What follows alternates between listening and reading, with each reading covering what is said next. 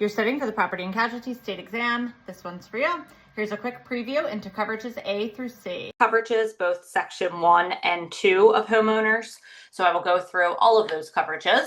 I'm going to start with coverages A through C. These kind of remain consistent throughout all of the sections. So whether it be dwelling, homeowners, business owners, commercial. So this you can apply regardless of what the question is specifically asking about, regardless of the section.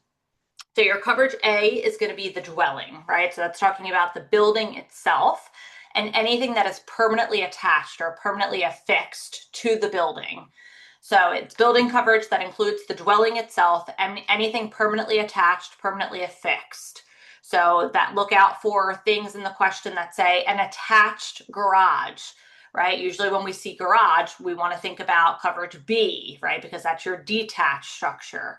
But if the question says attached garage, well, that's talking about coverage A, right? Because it's an attached fixture. So that would be your coverage A. Same thing with a carport. If it's attached, that's coverage A. Wall-to-wall carpeting. If it's an attached wall-to-wall carpeting, right, that's still coverage A. What you want to think about when you think about the difference between coverage A and coverage C, right, which we'll get to in a few minutes here, but coverage C is your personal property.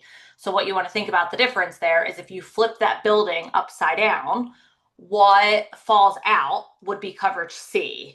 What stays would be coverage A, right? So again, if it's permanently attached to the building, coverage A. If it falls out, coverage C, right? That's presumably personal property. So again, coverage A is anything permanently attached. It's also anything from the basement floor up. So anything underground, any pipes, any drains that are underground, no, right? So it's anything from that basement floor up. It also does not include land.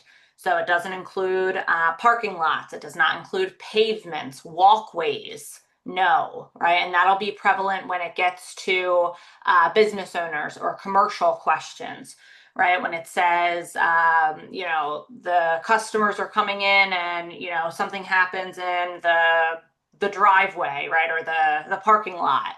Is that, part of coverage A? No, right? That's not part of the building. And it also includes, under coverage A, it also includes any materials or supplies that are being used to service the dwelling. The key thing here is that it has to be on the premises or next to the premises. And those materials or supplies have to be used, actively being used to construct or alter the dwelling, right? So if the homeowner's in the middle of doing a renovation project, for example, right? They're putting in new windows, for example, and they have the windows stored on their front porch. If anything happens to those windows, that would be part of the building coverage, right? Because they're actively being used for a renovation project. So that would all be covered under coverage A.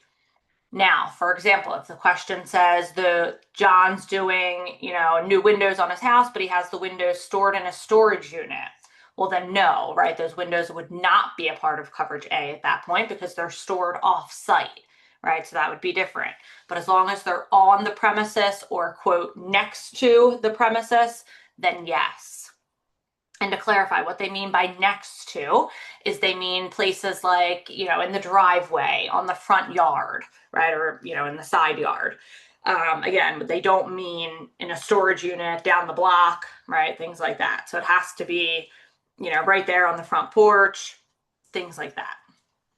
Moving on to coverage B. So coverage B is your other structures, your appurtenant structure, separate structure. You might see it referred to one of those names. That key thing there is that it's separated by a clear space. That is anything that's usually on the same premises, usually of a lesser value. So things like your garage, your shed, that could be the fence, an in-ground swimming pool, storage sheds, right? So anything that is separated by a clear space, that's also on the same piece of land as the home, right, as the dwelling. Other structures that are rented to people. It must be used or operated by the insured or by a tenant. It cannot be used to store large quantities of gasoline or liquid fuel.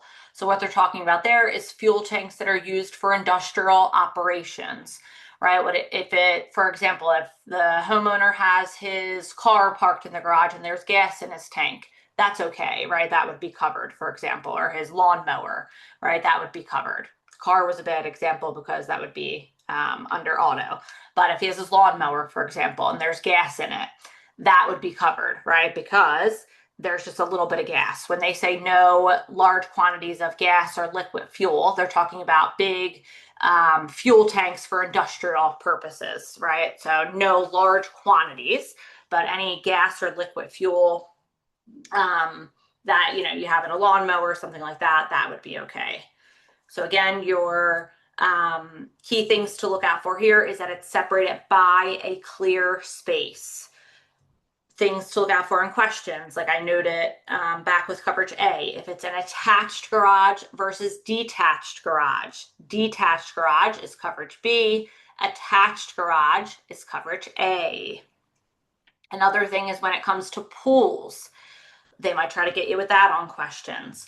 If it's an above ground pool, that is coverage C, right? Because the theory is that you can just pick that pool up and move it, right? In theory, that would be considered personal property. If it is a below ground pool, that is coverage B. That would be an other structure, an appurtenant structure. So below ground pool, in-ground pool, that is coverage B. Above ground pool, that would be considered personal property. Moving down to coverage C, personal property. So personal property, that is anything that, again, if you flip that structure over, you flip it upside down and it falls out, that is your personal property. All right, I'm going to show you a different screen for personal property.